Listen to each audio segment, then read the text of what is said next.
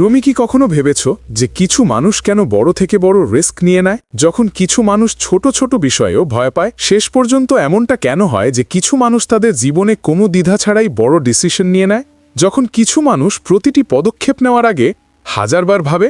Risk taking কি কোনো inbuilt talent যা শুধু কিছু বিশেষ মানুষ পায়, নাকি এটি শেখা যায়? রিস্ক অর্থাৎ ঝুঁকি আমাদের জীবনের এমন একটি অংশ যাকে আমরা চাই বা না চাই আমাদের মুখোমুখি হতে হয়। কিন্তু প্রশ্ন হল, রিস্ক টেকিংয়ের সঠিক উপায় কি? এটি কি শুধুমাত্র ভাগ্য বা কিসমতের উপর ডিপেন্ড করে, নাকি তার পেছনে কোনো সায়েন্টিফিক লজিক আছে? যদি আমরা এই আর্ট শিখে নিতে পারি, তাহলে কি আমরাও আমাদের জীবনের সবচেয়ে বড় ডিসিশন ভয় না পেয়ে নিতে পারবো? আজ আমরা এমন একটি বই নিয়ে কথা বলতে যাচ্ছি যা রিস্ক টেকিংয়ের পেছনের সায়েন্সকে রিভিল করে, আর্ট অফ রিস্ক। এটি কেবল একটি বই নয়, বরং একটি মাইন্ডসেট যা আমাদের শেখায় যে কিভাবে আমরা ভয়কে কন্ট্রোল করে ক্যালকুলেটেড রিস্ক নিতে পারি এবং আমাদের জীবনে এক্সট্রাঅর্ডিনারি সাকসেস অর্জন করতে পারি। রিস্ক টেকিং শুধুমাত্র ডে ডেভিলস বা অ্যাডভেঞ্চার সিকার্সদের জন্য নয়, এটি এমন একটি স্কিল যা যে কেউ ডেভেলপ করতে পারে। তুমি বিজনেসে থাকো, ক্যারিয়ারে গ্রোথ চাও, অথবা পার্সোনাল লাইফে সাহসী ডিসিশন নিতে চাও, রিস্ক নেওয়া জরুরি। কিন্তু সঠিক রিস্ক নেওয়া এবং অহেতুক রিস্ক নেওয়ার মধ্যে অনেক বড় পার্থক্য আছে। এই বইটিতে বলা হয়েছে যে আমাদের মস্তিষ্কে এমন কোনো সিস্টেম আছে যা ডিসাইড করে যে আমরা কোন রিস্ক গ্রহণ করব, নাকি তা থেকে ভয় পেয়ে পিছিয়ে যাব। এমনটি কোনো উপায় আছে যার মাধ্যমে আমরা আমাদের মাইন্ডকে ট্রেন করতে পারি যাতে আমরা সঠিক সময়ে সঠিক রিস্ক নিতে পারি? আমাদের অতীত এক্সপিরিয়েন্স, আমাদের ভাবার পদ্ধতি এবং আমাদের পার্সোনালিটি কি এর উপর প্রভাব ফেলে যে আমরা রিস্ক গ্রহণকারী মানুষ হব কিনা? বইটির সবচেয়ে বড় শিক্ষা হলো যে ফিয়ার অর্থাৎ ভয় সবসময় রিস্ক টেকিংয়ের পথের সবচেয়ে বড় বাধা।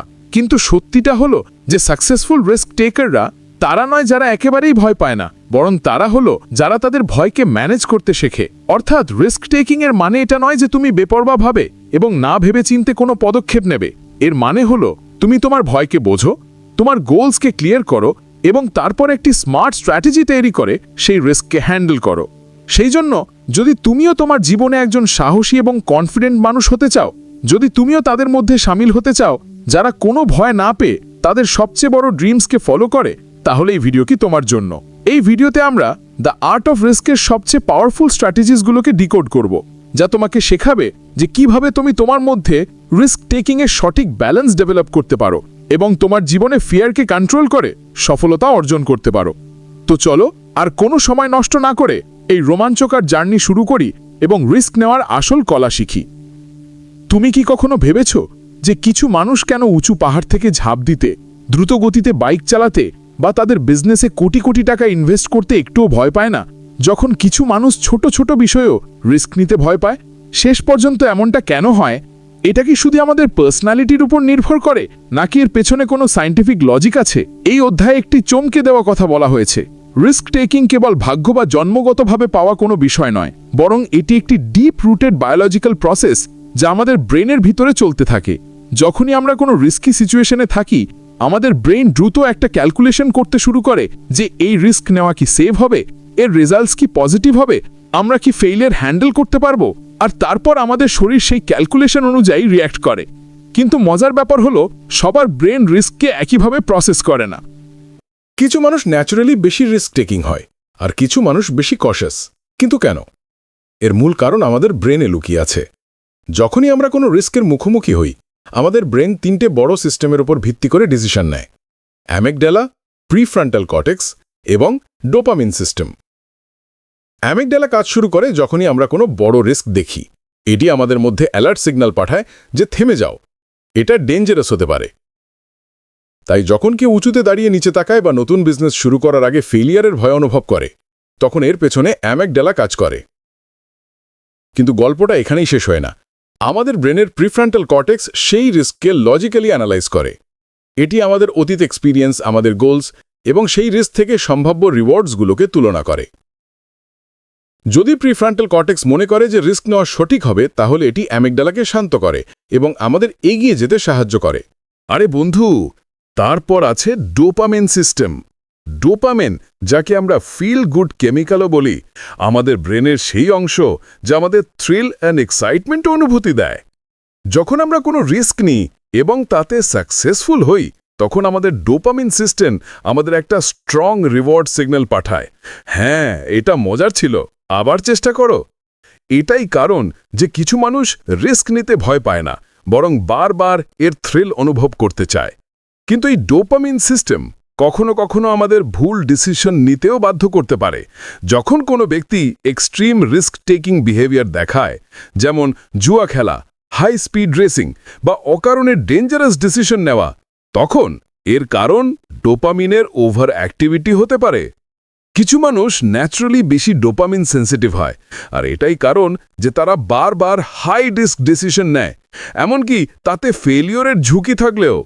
এখন প্রশ্ন ওঠে, রিস্ক টেকিংকে কি কন্ট্রোল করা যায়? আমরা কি আমাদের ব্রেনকে এমনভাবে ট্রেন করতে পারি যাতে আমরা সঠিক সময় সঠিক রিস্ক নিই এবং আননেসেসারি রিস্ক থেকে বাঁচি? হ্যাঁ, এটা পসিবল। যদি আমরা আমাদের ব্রেনের এই 3টে সিস্টেমকে ভালোভাবে বুঝতে পারি, তাহলে আমরা আমাদের ভয়কে ম্যানেজ করতে পারি, আমাদের লজিক্যাল থিঙ্কিংকে ইমপ্রুভ করতে পারি এবং আমাদের ডোপামিন সিস্টেমকে সঠিক উপায় কন্ট্রোল করতে পারি। এই অধ্যায়ে একটা খুব পাওয়ারফুল মেসেজ আছে। রিস্ক টেকিং কোনো র্যান্ডম ট্যালেন্ট নয়, বরং এটি একটি বায়োলজিক্যাল এবং সাইকোলজিক্যাল প্রসেস যাকে আমরা বুঝে মাস্টার করতে পারি। যারা স্মার্ট রিস্ক নয়, তারা তাদের ইনস্টিংক্টস, এক্সপিরিয়েন্স এবং লজিক্যাল থিঙ্কিংয়ের মধ্যে একটা পারফেক্ট ব্যালেন্স তৈরি করে। তারা না তো না ভেবে চিন্তে রিস্ক নেয়, আর না তো কোনো ভয়ের কারণে অপরচুনিটি মিস করে। তো পরের বার যখন তুমি কোনো বড় ডিসিশনের সামনে দাঁড়াবে, তখন নিজেকে একটা প্রশ্ন করো, এটা কি আমার মেগডালা যে আমাকে আটকাচ্ছে, না আমার প্রিফ্রন্টাল কর্টেক্স এই রিস্কটাকে সঠিক উপায়ে অ্যানালাইজ করছে? আমার ডোপামিন সিস্টেম কি আমাকে সঠিক রিওয়ার্ডের দিকে টানছে?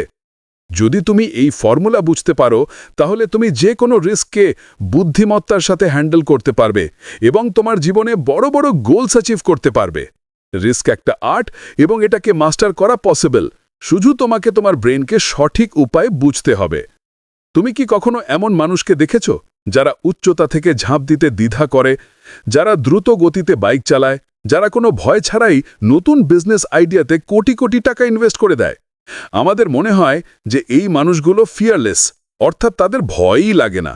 কিন্তু সত্যিই কি এমনটা হয়? কিছু মানুষ কি জন্ম থেকেই ভয়মুক্ত হয়, নাকি এটা শুধু একটা মিথ? এই অধ্যায়ে এই বড় ভুল ধারণাটা ভাঙা হয়েছে। ফিয়ারলেসনেস বলে কোনো জিনিস হয় না। আসল সত্যিটা তো তাই যে প্রতিটি মানুষ ভয় পায়, সে দেখতে যতটাই সাহসী হোক না কেন। পার্থক্যটা শুধু এইটুকুই যে কিছু মানুষ তাদের ভয়কে সঠিক উপায়ে ম্যানেজ করতে শিখে যায়, আর কিছু মানুষ ভয়ের কাছে হার মেনে নেয়। যখনই আমরা কোনো রিস্কি সিচুয়েশনে থাকি, আমাদের ব্রেন সঙ্গে সঙ্গে অ্যালার্ট মোডে চলে যায়। আমাদের ভেতরে একটা অদৃশ্য অস্থিরতা তৈরি হয়, আমাদের হার্টবিট দ্রুত হয়, হাতের তালু ঘামে ভিজে যায় এবং ব্রেন বলে যে থেমে যাও, এটা ডেঞ্জারাস হতে পারে। এটা আমাদের অ্যামিগডালা, যা আমাদের সার্ভাইভাল মোডে ফেলে দেয়। এই সিস্টেম লাখো বছর ধরে আমাদের ভেতরে বিদ্যমান, আর এটাই আমাদের সব ধরনের বিপদ থেকে বাঁচাতে সাহায্য করে। তো পরের বার যখন তোমার কোনো রিস্কি ডিসিশনের সামনে অস্থিরতা অনুভব হয়, তখন এটাকে দুর্বলতা ভেবো না। এটা একটা সিগন্যাল যে তুমি তোমার লিমিটসকে পুশ করছো। ভয় অনুভব করা কোনো ভুল ব্যাপার নয়, কিন্তু ভয়ের কারণে অপরচুনিটি হারিয়ে ফেলা, এটা সবচেয়ে বড় ভুল হতে পারে। ফিয়ারলেসনেস একটা মিথ, কিন্তু ফিয়ার ম্যানেজমেন্ট একটা আর্ট। এটাই এই অধ্যায়ের সবচেয়ে বড় শিক্ষা। যদি তুমি এই আর্টটা শিখে নিতে পারো, তাহলে কোনো ভয় তোমাকে তোমার ড্রিম লাইফ পর্যন্ত পৌঁছাতে আটকাতে পারবে না। তুমি কি কখনো ভেবেছ যে একই রকম সিচুয়েশনে কিছু মানুষ কেন কোনো ভয় ছাড়াই এগিয়ে যায়, যখন কিছু মানুষ ঘাবড়ে গিয়ে পিছিয়ে পড়ে? অথবা দুজন এন্টারপ্রেনিয়র নতুন বিজনেস শুরু করে, তাদের মধ্যে একজন দ্রুত সাকসেসফুল হয় যখন অন্যজন প্রবলেম দেখে চিন্তিত হয়ে পড়ে। শেষ পর্যন্ত এমনটা কেন হয়? প্রতিটি মানুষের রিস্ক টেকিং লেভেল আলাদা হয়। এটা কোনো ফিক্সড জিনিস নয়, বরং এটা একটা ময়ের মতো কাজ করে।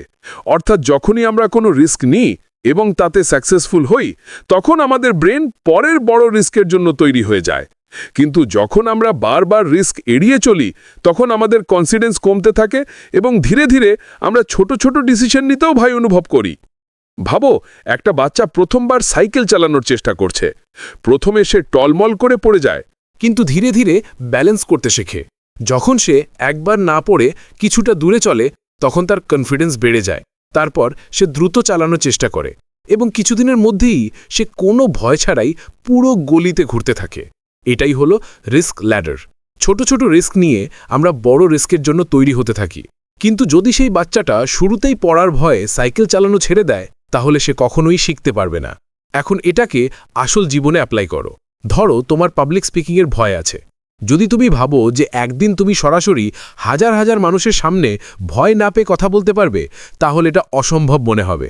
কিন্তু যদি তুমি ছোট ছোট স্টেপ নাও, প্রথমে বন্ধুর সামনে কথা বলো, তারপর ছোট গ্রুপে, তারপর কোনো মিটিংয়ে, তাহলে ধীরে ধীরে তোমার কনফিডেন্স বাড়বে এবং তুমি তোমার ফিয়ারকে ওভারকাম করতে পারবে। পৃথিবীর সবচেয়ে বড় রিস্ক টেকাররাও এই সিঁড়িতে চড়েই সফলতা অর্জন করেছে। কোনো মানুষই একদিনে এক্সট্রিম রিস্ক টেকার হয়ে ওঠে না। প্রতিটি বড় ডিসিশন, প্রতিটি বড় অ্যাডভেঞ্চার, প্রতিটি বড় সফলতা ছোট ছোট রিস্ক থেকে শুরু হয়। এটাই কারণ যে কিছু মানুষ হাই স্টেক সিচুয়েশনকেও খুব সহজে হ্যান্ডেল করতে পারে, কারণ তারা তাদের রিস্ক টেকিং ক্ষমতাকে ধীরে ধীরে ডেভেলপ করেছে। এই অধ্যায়ের সবচেয়ে বড় শিক্ষা হলো যে যদি তুমি তোমার জীবনের রিস্ক নিতে ভয় পাও, তাহলে তোমাকে একদমই কোনো বড় রিস্ক নেওয়ার দরকার নেই। তোমাকে শুধু তোমার রিস্ক ল্যাডারে এক ধাপ উপরে উঠতে হবে। ছোট ছোট চ্যালেঞ্জ গ্রহণ করো, তোমার কমফর্ট জোন থেকে বাইরে এসো এবং ধীরে ধীরে তোমার ভয়কে পিছনে ফেলে দাও। কারণ যদি তুমি সবসময় সেফ জোনে থাকো, তাহলে তোমার জীবন কখনোই বদলাবে না। কিন্তু যদি তুমি তোমার রিস্ক টেকিং ক্ষমতাকে ধীরে ধীরে বিল্ড করো, তাহলে তুমি সেটাই অর্জন করতে পারবে যা আজ তোমার কাছে অসম্ভব মনে হয়। রিস্ক একটা মুইয়ের মতো। ছোট ছোট পদক্ষেপ তোমাকে উচ্চতা পর্যন্ত নিয়ে যেতে পারে। প্রশ্ন হলো, তুমি কি এই মুইয়ের প্রথম ধাপ রাখবার জন্য প্রস্তুত? রিস্ক নেওয়া কি কোনো ট্যালেন্ট যা কিছু মানুষ জন্ম থেকে পায়, নাকি এটা এমন একটা স্কেল যা শেখা এবং ডেভেলপ করা যায়? এই প্রশ্নটা খুব জরুরি, কারণ যখনই আমরা কোনো রিস্ক টেকারকে দেখি, সে একজন হাই স্টেক্স এন্টারপ্রেনার হোক বা একজন এক্সট্রিম স্পোর্টস অ্যাথলিট, আমাদের মনে হয় যে তাদের মধ্যে কোনো সুপার পাওয়ার আছে যা তাদের ভয় ছাড়াই বড় ডিসিশন নেবার ক্ষমতা দেয়। কিন্তু আসল সত্যিটা ভিন্ন। রিস্ক টেকিং কোনো জাদু নয়, বরং এটা একটা স্কেল যা তুমি সঠিক ট্রেনিংয়ের মাধ্যমে শিখতে পারো। যখন আমরা রিস্ক নেওয়ার কথা বলি, তখন এটা কেবল ভাগ্য বা জন্মগত সাহসের উপর নির্ভর করে না, বরং এটা এই বিষয়ের উপর নির্ভর করে যে আমরা সেই সিচুয়েশনের জন্য নিজেকে কতটা তৈরি করেছি। অর্থাৎ রিস্ক নেওয়া কোনো কয়েন টস নয়, বরং এটা একটা ক্যালকুলেটেড প্রসেস যাকে তুমি তোমার ব্রেন এবং শরীরকে ট্রেন করে ইমপ্রুভ করতে পারো। এখন ভাবো, যখন একজন ফায়ার ফাইটার জ্বলন্ত বাড়িতে যায়, তখন কি সে না ভেবে চিন্তে ভেতরে ঝাঁপিয়ে পড়ে? না, সে জানে যে আগুন কিভাবে ছড়ায়, সে জানে কোথায় যেতে হবে এবং কিভাবে বিপদ কমাতে হবে।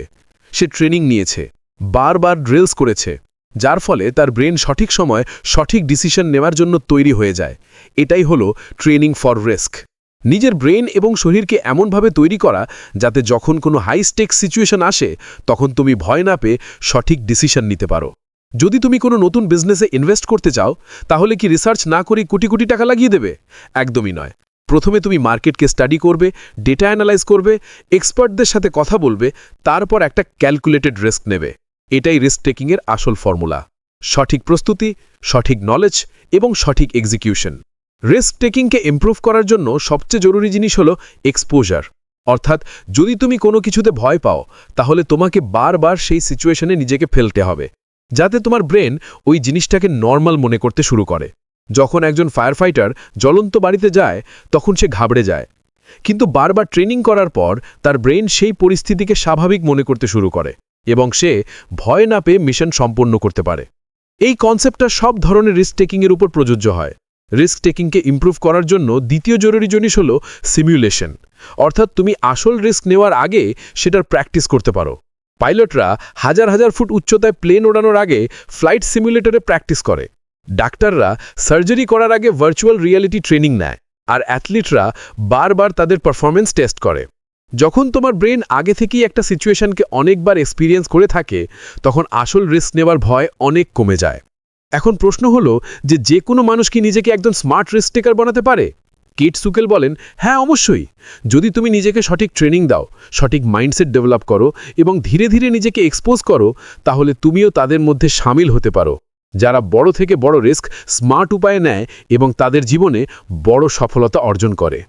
তো এখন প্রশ্ন হলো, তুমি কি নিজেকে পরের রিস্কের জন্য ট্রেন করতে প্রস্তুত?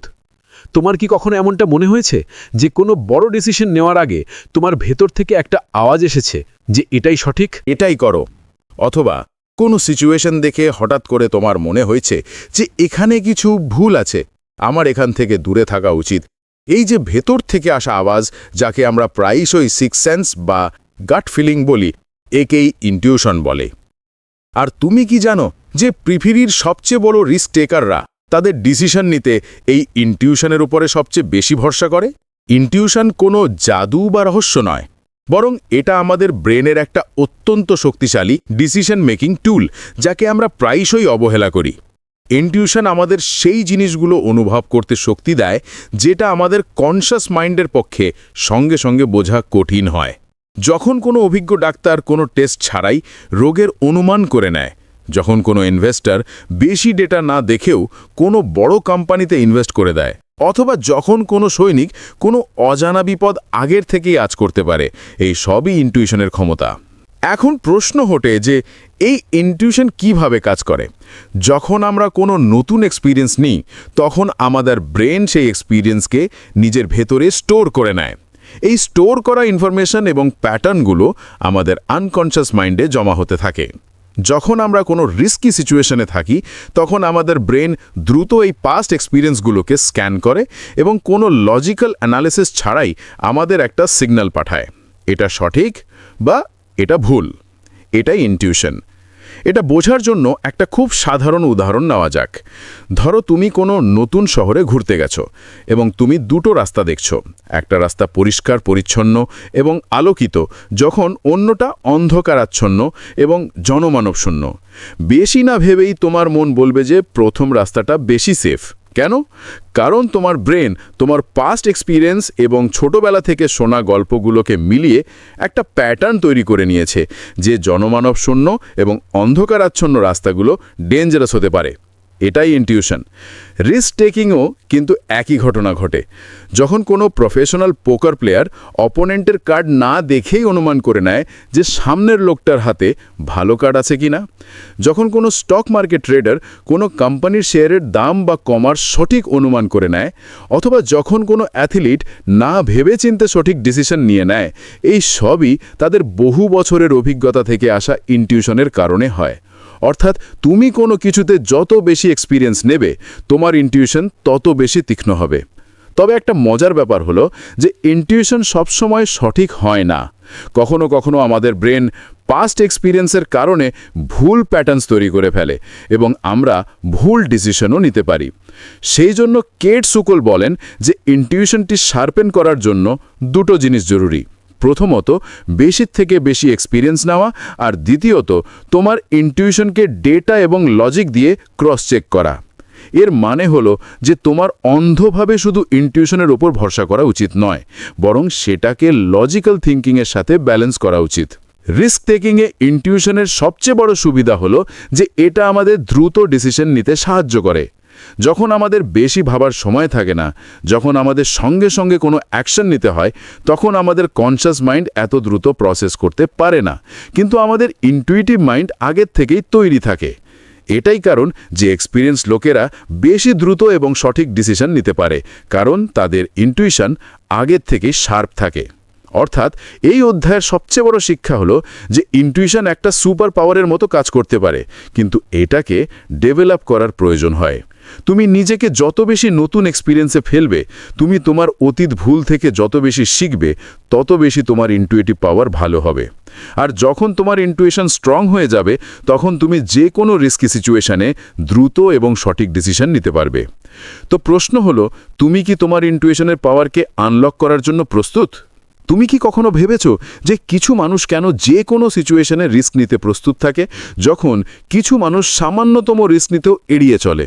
কিছু মানুষ উচ্চতা থেকে ঝাঁপ দিতে, দ্রুত গতিতে বাইক চালাতে বা নতুন বিজনেসে কোটি কোটি টাকা লাগাতে ভয় পায় না, যখন কিছু মানুষ ছোট ছোট বিষয়ও হাজারবার ভাবে। শেষ পর্যন্ত এমনটা কেন হয়? রিস্ক টেকিং কি একটা অভ্যাস, একটা শেখার মতো স্কিল, নাকি এটা পার্সোনালিটির অংশ? রিস্ক টেকিং কোনো এক ধরনের বিহেভিয়ার নয়, বরং এটা আমাদের পার্সোনালিটির অংশ। অর্থাৎ প্রতিটি মানুষের রিস্ক নেওয়ার ক্ষমতা আলাদা হয় এবং এটা অনেকটাই এই বিষয়ের ওপর নির্ভর করে যে আমাদের ব্রেন কিভাবে তৈরি হয়েছে। যখন আমরা রিস্ক টেকিংয়ের কথা বলি, তখন এটা কেবল একটা চয়েস নয়, বরং এটা আমাদের বায়োলজি, সাইকোলজি এবং পাস্ট এক্সপিরিয়েন্সের সাথে জড়িত। কিছু মানুষের ব্রেনে ডোপামিন সিস্টেম খুব অ্যাক্টিভ থাকে, যা তাদের থ্রিল এবং এক্সাইটমেন্টের দিকে টানে। এটাই কারণ যে কিছু মানুষ অ্যাডভেঞ্চার স্পোর্টস, জুয়া এবং হাই স্টেক বিজনেসে বেশি আগ্রহ নেয়। তাদের ব্রেন তাদের ক্রমাগত নতুন কিছু খুঁজতে উৎসাহ করে। অন্যদিকে কিছু মানুষের ব্রেন বেশি কশাস হয়, যা তাদের প্রতিটি রিস্ক অ্যানালাইজ করতে এবং সেফ থাকতে বলে। রিস্ক টেকিং পার্সোনালিটিকে 3টে আলাদা ক্যাটাগরিতে ভাগ করা যায়। কিছু মানুষ ন্যাচারালি হাই রিস্ক টেকার হয়, কিছু মডারেট রিস্ক টেকার হয় এবং কিছু লো রিস্ক টেকার হয়। হাই রিস্ক টেকাররা তারাই যারা যে কোনো নতুন চ্যালেঞ্জ নিয়ে এক্সাইটেড হয়ে যায়। তাদের ক্রমাগত নতুন দরকার হয় এবং তারা অনিশ্চয়তাকে অগ্রহণ করতে জানে। মডারেট রিস্ক টেকাররা তারাই যারা ক্যালকুলেটেড রিস্ক নেয়, অর্থাৎ তারা ভেবেচিন্তে ডিসিশন নেয় কিন্তু প্রয়োজনে বড় পদক্ষেপ নিতে পিছপা হয় না। লো রিস্ক টেকাররা তারাই যারা স্টেবিলিটিকে প্রাধান্য দেয়, প্রতিটি পরিস্থিতিতে সেফ থাকতে চায় এবং অনিশ্চয়তা এড়িয়ে চলে। এখন প্রশ্ন ওঠে যে রিস্ক টেকিং পার্সোনালিটিকে কি বদলানো যায়? কেট শুকেল বলেন যে হ্যাঁ, এটা সম্ভব। রিস্ক টেকিং কোনো ফিক্সড বৈশিষ্ট্য নয়, বরং এটা আমাদের অভ্যেস, এনভায়রনমেন্ট এবং এক্সপিরিয়েন্স দ্বারা প্রভাবিত হয়। যদি কেউ লো রিস্ক টেকার হয়, তাহলে সে ধীরে ধীরে তার রিস্ক টেকিং ক্ষমতা বাড়াতে পারে। যখন আমরা নিজেকে ছোট ছোট রিস্কি সিচুয়েশনে ফেলি এবং সেগুলোকে সফলভাবে হ্যান্ডেল করি, তখন আমাদের ব্রেন রিস্ক টেকিংকে নর্মাল মনে করতে শুরু করে। একইভাবে হাই রিস্ক টেকারদের এটা শেখার দরকার হয় যে তারা কখন এবং কতটা রিস্ক নেবে, যাতে তারা অপ্রয়োজনীয় লস থেকে বাঁচতে পারে। রিস্ক টেকিং পার্সোনালিটিকে বোঝার সবচেয়ে বড় সুবিধা হলো যে তুমি তোমার স্ট্রেংথ এবং উইকনেসগুলোকে চিনতে পারবে। যদি তুমি ন্যাচুরালি রিস্ক এড়িয়ে চলো, তাহলে তুমি তোমার কমফর্ট জোন থেকে বেরিয়ে এসে নিজেকে চ্যালেঞ্জে ফেলতে পারো। আর যদি তুমি খুব বেশি রিস্ক টেকিং হও, তাহলে তুমি নিজেকে কন্ট্রোল করে আরও বেশি ক্যালকুলেটেড এবং থটফুল ডিসিশন নিতে পারো। এই অধ্যায়ের সবচেয়ে বড় শিক্ষা হলো যে রিস্ক টেকিং পার্সোনালিটি কোনো স্থায়ী জিনিস নয়। যদি তুমি চাও, তাহলে তুমি তোমার মাইন্ডসেট বদলাতে পারো, তোমার কমফর্ট জোনকে এক্সপ্যান্ড করতে পারো এবং তোমার ডিসিশনগুলোকে ব্যালেন্স করতে পারো। আসল সাকসেস তারাই পায় যারা তাদের নেচারকে বুঝে নিজেকে ইমপ্রুভ করার চেষ্টা করে। তো প্রশ্ন হলো, তুমি কি তোমার রিস্ক টেকিং ক্ষমতাকে বুঝতে এবং আরও ভালো করার জন্য প্রস্তুত? রিস্ক এমন একটা শব্দ যেটা কিছু মানুষের জন্য এক্সাইটমেন্ট নিয়ে আসে আর কিছু মানুষের জন্য ভয়। কিন্তু রিস্ক টেকিং কোনো র্যান্ডাম অ্যাক্ট নয়, বরং এটা একটা শেখার মতো স্কিল। এটা আমাদের ব্রেনের হার্ডওয়্যারিং, আমাদের এক্সপিরিয়েন্স এবং আমাদের পার্সোনালিটির সাথে জড়িত। এই বইটিতে আমরা জেনেছি যে কিভাবে আমাদের ব্রেন রিস্ককে প্রসেস করে, কিভাবে ভয়কে ম্যানেজ করা যায় এবং কিভাবে ছোট ছোট ক্যালকুলেটেড রিস্ক আমাদের বড় সাকসেস পর্যন্ত নিয়ে যেতে পারে। দ্য আর্ট অফ রিস্ক আমাদের এটা শেখায় যে কোনো মানুষই একজন স্মার্ট রিস্ক টেকার হতে পারে, যদি সে সঠিক মাইন্ডসেট এবং সঠিক ট্রেনিং গ্রহণ করে। পৃথিবীর সবচেয়ে বড় এন্টারপ্রেনিয়র, ইনভেস্টর এবং লিডাররা তাদের রিস্ক টেকিং স্কিলসকে ডেভেলপ করেছে এবং তাদের কমফর্ট জোন থেকে বাইরে বেরিয়ে বড় ডিসিশন নিয়েছে। তারা শুধু তাদের ভয়ের ওপর জয়লাভ করেনি, বরং রিস্ককে একটা অপরচুনিটি হিসাবে দেখেছে। এই বইটা সবচেয়ে বড় শিক্ষা এটাই যে রিস্ক টেকিং কোনো কয়েন টস নয়, এটা একটা আর্ট।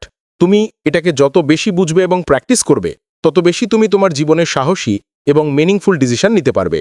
তুমি ক্যারিয়ারে এগিয়ে যেতে চাও, কোনো নতুন বিজনেস শুরু করতে চাও, অথবা তোমার জীবনের যে কোনো ক্ষেত্রে বড় পদক্ষেপ নিতে চাও, রিস্ক থেকে পালানোর পরিবর্তে সেটাকে বোঝা এবং গ্রহণ করা জরুরি। যদি তোমার এই বইটা পছন্দ হয় এবং এটা থেকে তুমি নতুন কিছু শিখতে পারো, তাহলে এটা তোমার জীবনে অ্যাপ্লাই করার চেষ্টা অবশ্যই করবে। রিস্ক টেকিংই সেই ব্রিজ যা তোমাকে একটা অর্ডিনারি লাইফ থেকে এক্সট্রা অর্ডিনারি সাকসেস পর্যন্ত নিয়ে যায়। তো পরের বার যখন তোমার সামনে কোনো বড় ডিসিশন আসে, তখন নিজেকে জিজ্ঞেস করো, এই রিস্কটা নেওয়ার মতো কি?